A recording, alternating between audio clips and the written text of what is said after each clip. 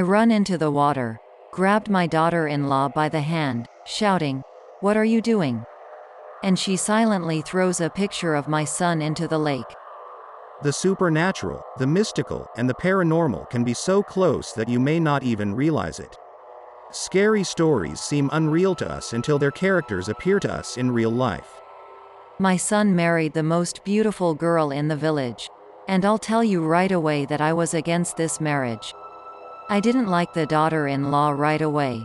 When she was my daughter-in-law, the girl was pretty, but she had some devils in her eyes. She had a mind of her own. And her family wasn't much of a family. We're well-to-do people with our farms, but they're not so well-to-do. Yeah, and they used to talk about her mother dabbling in witchcraft. Besides, my son fell in love with her too quickly. And the wedding was quick. It was as if he didn't choose her, she chose him. After the wedding, they did not sit in their native village. They went to work in the capital.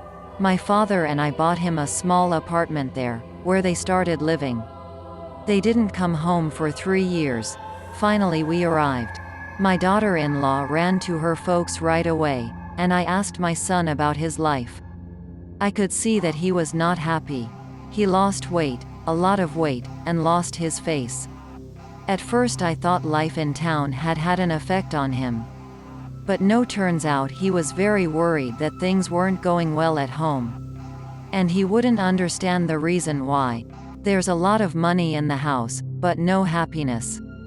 But his mother's heart sees that his young wife has fallen out of love with him. In the evening the daughter-in-law came. They all sat together, talked and went to bed. And in the morning I woke up to the sound of creaking floorboards. I opened my eyes and saw my daughter-in-law sneaking out and holding something in her hand. I followed her, but carefully, so as not to notice. I decided that there was a reason she was at hers yesterday. Maybe her mother had also taught her something. The fog outside was still thick as milk. I can hardly see the girl running barefoot across the meadow to the edge of the forest. And I am not lagging behind. I lost sight of her a little in the woods. But I hear the crackle of dead wood in front of me and I orient myself. Though I guessed already where she goes. We went out to the shore of the lake almost at the same time. There was a bad rumor about this lake in our village. And it was called accordingly, the Witch's Lake.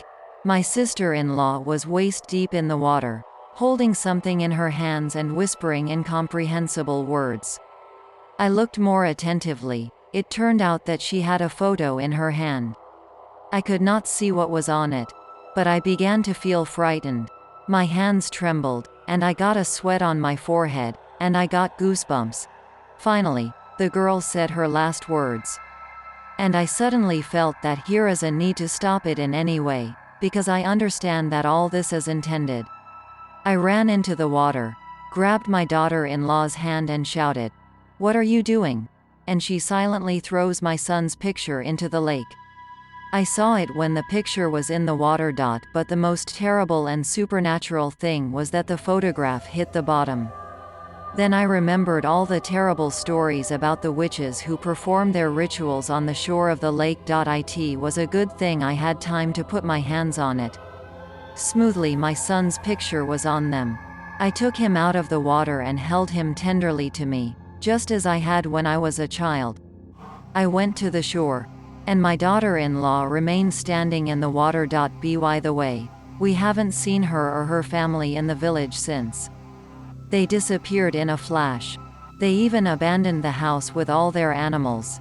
And when I came home, so I learned that my son suddenly became ill a little earlier, but quickly an unknown disease has released him.